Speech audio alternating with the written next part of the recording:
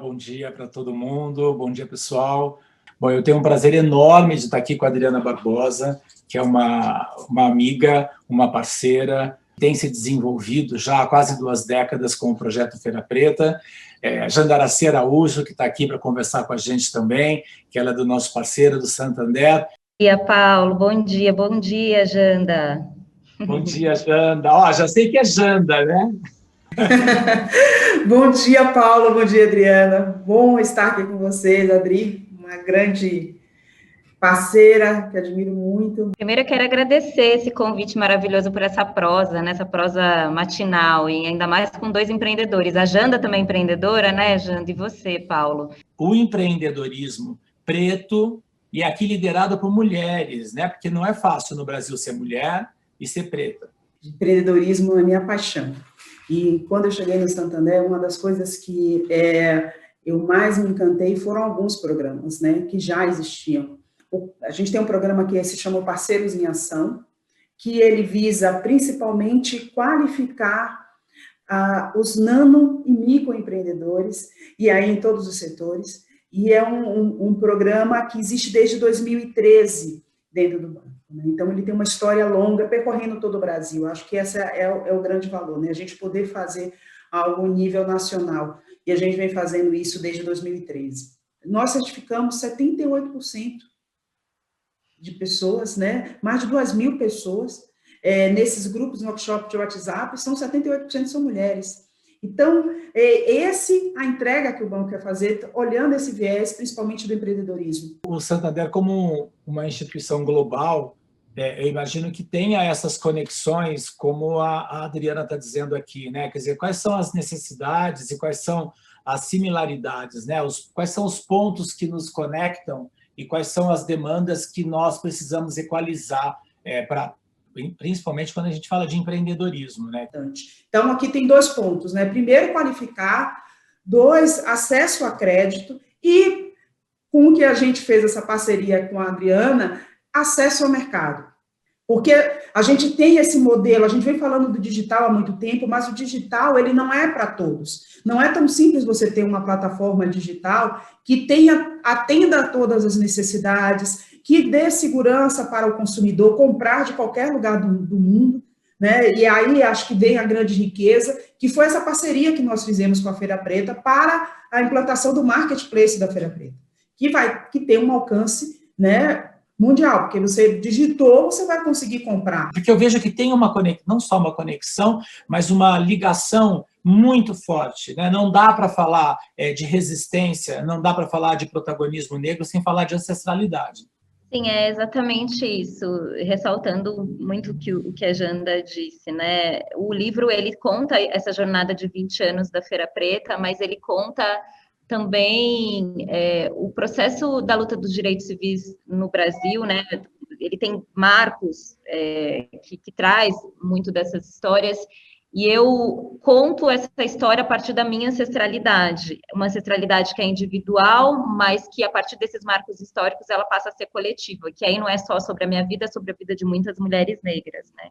Eu tive uma educação que ela foi matriarcal, que quer dizer mulheres, somente mulheres. Pensa que são 5 gerações de mulheres, e tudo que eu sei, eu bebo muito na fonte delas. E quando eu olho a história do Brasil, numa perspectiva passado, presente até futuro, muito do que a gente tem hoje vem dessa ancestralidade, ou seja, os avanços que a população negra tem no Brasil tem a ver com muitos passos que foram construídos, pelo legado que foi construído por pessoas que vieram antes de nós. Janda, complementa, que eu sei que você deve estar aí com a cabeça borbulhando em cima dessa história, porque a hora que a gente toca nessa questão feminina, nessa questão do protagonismo feminino, do empreendedorismo, e aí entra na questão negra e ancestral, né?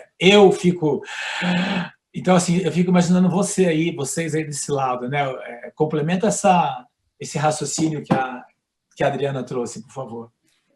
O que nós tivemos no Brasil foi essa continuidade, né?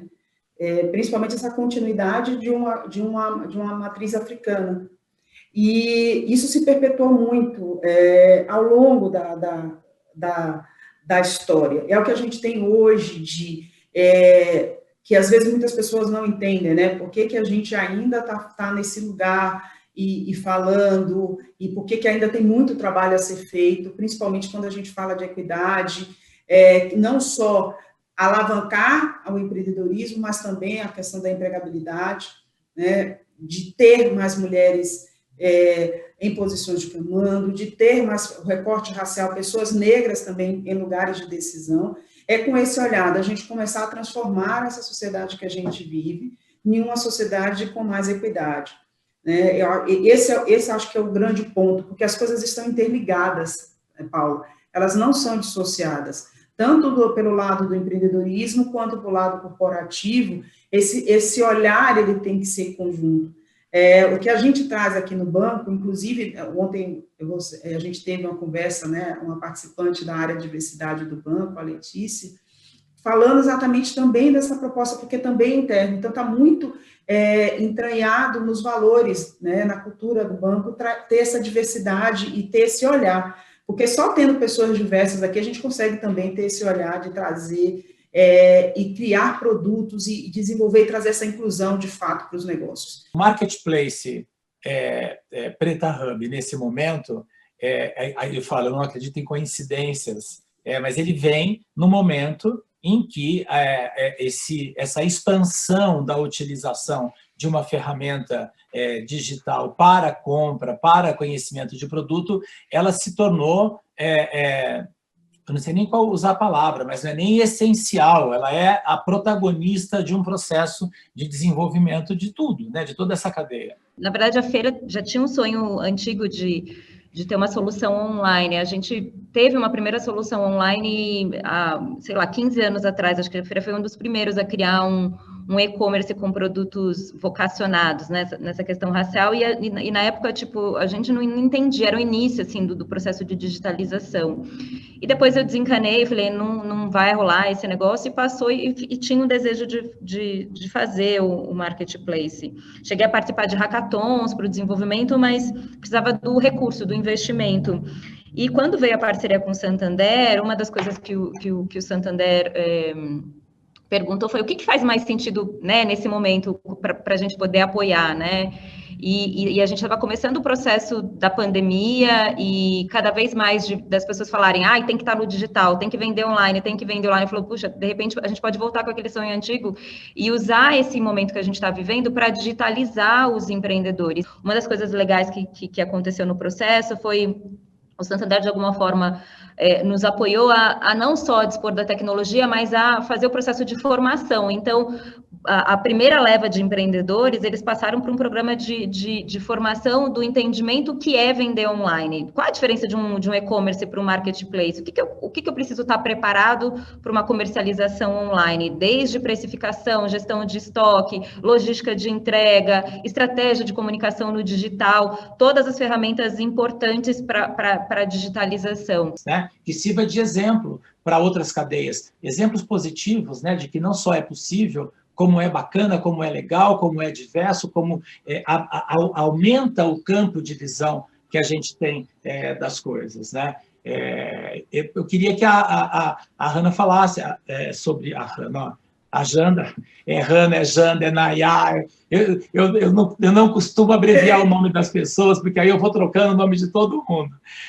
Mas, Janda, em cima do que essa pergunta que a Adriana respondeu, em cima dessas colocações que eu fiz rapidamente sobre o que está acontecendo no São Paulo Fashion Week, você senta na cadeira agora, você fala, puxa, então agora eu quero propor isso aqui para dentro da instituição. Como que fica a sua cabeça hoje, sendo gestora de uma área que está tendo essa potencial transformação, esse foco de protagonismo tão importante que há anos a gente não via?